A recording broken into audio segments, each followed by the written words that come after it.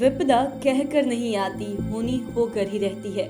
कुछ ऐसा ही हुआ है बिहार के पड़ोस नेपाल में। पूरा बिहार जब मकर संक्रांति की खुशी में डूबा था, तब पड़ोसी देश नेपाल में बड़ा विमान हादसा हो गया था। इसमें सभी पैसेंजर्स समेत क्रू मेंबर्स काल की भेंट चढ़ गए। इसमें 5 इंडियन की भी जान चली गई। यदि 2020 से देखें तो ऐसे ही कई हादसे हुए हैं, जिसमें कहीं प्लेन रनवे से फिसल गया तो कहीं उसकी क्रैश लैंडिंग हो गई। ऐसे में आज हम 5 PM के 5 का तड़का में हाल में हुए 5 विमान हादसे के बारे में बताएंगे, जो 2020 के बाद से हुए हैं। सबसे पहले 5वें नंबर पर बात करते हैं नेपाल में 15 जनवरी 2023 को हुए विमान हादसे की। रविवार का दिन था। सुबह शीतलहर की वेव थी और कुहासा लगा हुआ था।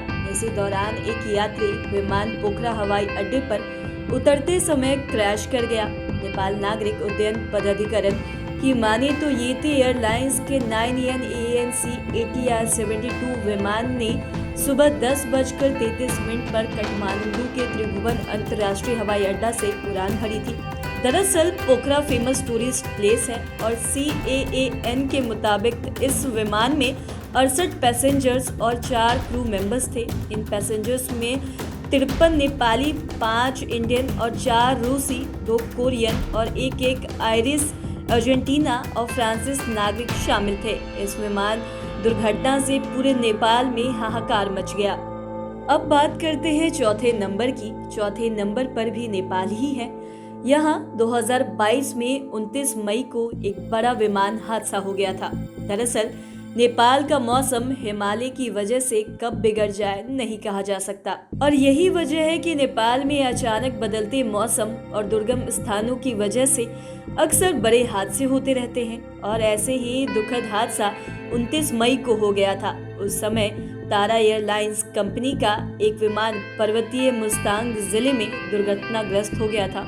इस हादसे में एक भारतीय परिवार के 4 सदस्य समेत विमान में सवार सभी 22 लोगों की मौत हो गई थी। बता दें कि ये दुर्घटना भी पोखरा के निकट ही हुई थी।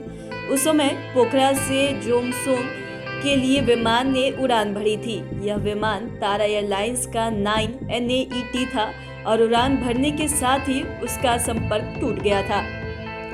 अब बात करते हैं तीसरे नंबर की। यह हादसा इंडोनेशिया में 9 जनवरी 2021 को हुआ था। श्री विजय एयरलाइंस की ओर से संचालित बोइंग 737 विमान जकार्ता से उड़ान भरने के लिए कुछ मिनट बाद ही जावा सागर में दुर्घटनाग्रस्त हो गया था। इस हादसे में 7 बच्चे सहित सभी 62 लोग मारे गए थे। घटना के बाद से ही जांच शुरू हो गई थी। काफी खोजबीन के बाद घटना के लगभग 3 दिन के बाद फ्लाइट डेटा रिकॉर्ड यानी FDR बरामद हुआ था। इसके लगभग 2 माह के बाद कॉकपिट वॉयस रिकॉर्ड का डेटा स्टोरेज मॉड्यूल 30 मार्च को बरामद किया गया था और 10 नवंबर 2022 को जांच की अंतिम रिपोर्ट आई थी। इस रिपोर्ट में यह निष्कर्ष निकाला गया था कि हादसा रखरखाव और पायलट की गलती के कारण हुई थी। कारण जो भी हो, लेकिन इस हादसे में भी 62 लोगों की जान चली गई थी और इसमें आधा दर्जन से अधिक बच्चे भी शामिल थे। अब बात करते हैं भारत से जुड़े विमान हादसे की। यह हादसा 2020 के 7 अगस्त को हुआ था। इस लिस्ट में ये मामला दूसरे नंबर पे है। केरल के कोझिकोड अंतर्राष्ट्रीय हवाई अड्डे पर 7 अगस्त 2020 को उस समय अफरा तफरी मच गई, जब एयर इंडिया लाइंस का एक विमान दुर्घटनाग्रस्त हो गया और दुबई से आ रहा विमान कोझिकोड हवाई अड्डे पर रनवे से आगे निकल गया था और बाद में इसके टुकड़े टुकड़े हो गए थे। उस समय विमान में 186 लोग सवार थे। हादसे में पायलट समेत कुल 21 लोगों की मौत हो गई थी। बाकी लोगों को बचा लिया गया था। हादसे के बारे में कहा जाता है कि जब विमान रनवे पे उतर रही थी, तभी मौसम काफी खराब हो गया था।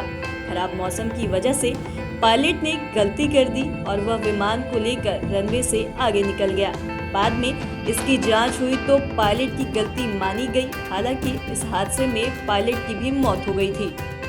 अब बात करते हैं पहले नंबर की। पहले नंबर पर भारत के पड़ोसी देश पाकिस्तान से जुड़ा वाकया है। पाकिस्तान इंटरनेशनल एयरलाइंस का विमान एयरबस A320 पाकिस्तान के कराची में 22 मई 2020 को हादसे का शिकार हो गया था। हादसे के वक्त विमान में 91 यात्री, चालक दल के 8 सदस्य और 8 क्रू मेंबर्स सवार थे। ये विमान हादसा भी पायलट की गलती की वजह से हुई थी। कहा जाता है कि पायलट की गलती के कारण रनवे से केवल कुछ किलोमीटर की दूरी पर कराची के घनी आबादी वाले रिहायशी इलाके मॉडल कॉलोनी में ये हादसा हुआ था।